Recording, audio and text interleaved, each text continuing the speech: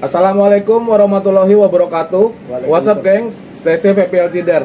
Gengs, kita mau ngobrol-ngobrol sama sohib lama kita nih, Bro Abdul Karim Rahanar. Assalamualaikum warahmatullahi wabarakatuh. Selamat siang buat para brother, para saudara-saudara yang ada di mana saja.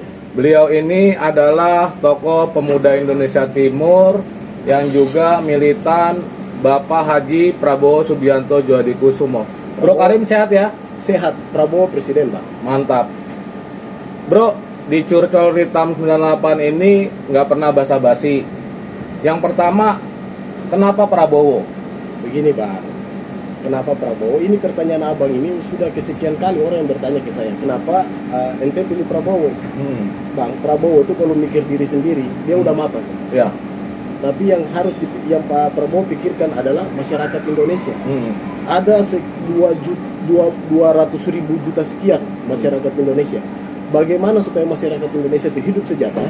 Maka Pak Prabowo mendirikan partai politik. Karena Pak Prabowo meyakini untuk bisa mensejahterakan masyarakat Indonesia harus melalui perjuangan politik.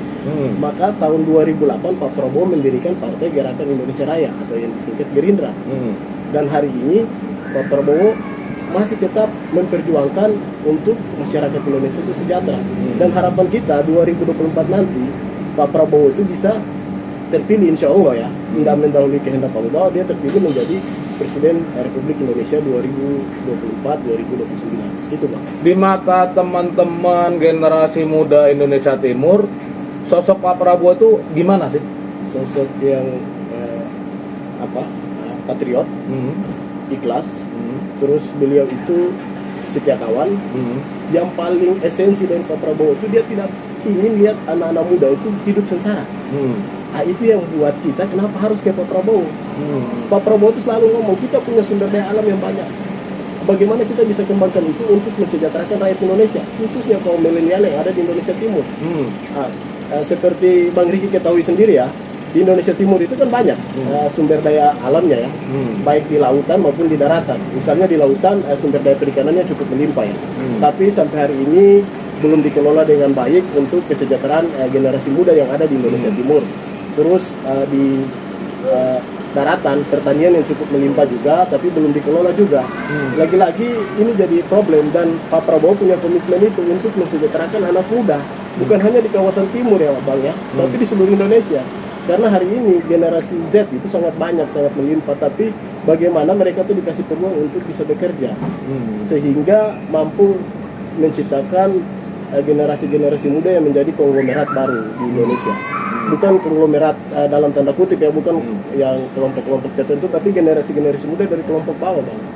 Dan itu sudah harus kita mulai dari sekarang. Dan Pak Prabowo punya komitmen itu.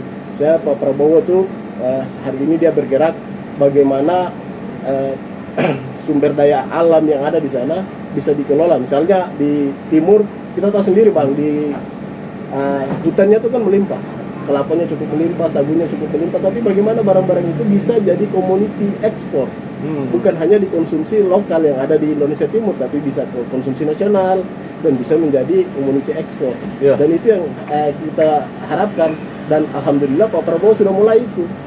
Bro, ini kan Ibu kota Nusantara sebagai pusat pemerintahan Indonesia, insya Allah tahun depan akan pindah. Dan Pak Prabowo Subianto Djadikusumo berkomitmen akan meneruskan segala hal yang baik dari berbagai prestasi Pak Presiden Joko Widodo. Nah, salah satunya adalah IKN ini. Cuman kan harus ditopang dengan aspek lainnya, persoalan industrialisasi dan lain-lain. Nah, kalau terkait yang tadi Bro Karim bilang, ini industrialisasi yang di Indonesia Timur yang harus dikembangkan seperti apa? Di sana tuh kan misalnya kayak di Papua ya Bang. Di Papua itu ada sagu pembangkit listrik. Ya. Karena sumber daya alamnya cukup melimpah, itu bisa dibuat di daerah-daerah lain, bisa jadi role model itu. Nah, bicara Pak Prabowo ini orang komitmen Bang. Tanpa harus kita ragukan lagi gitu Bang. Kenapa saya bilang dia komitmen? Kita lihat hari ini dia komitmen terhadap generasi muda,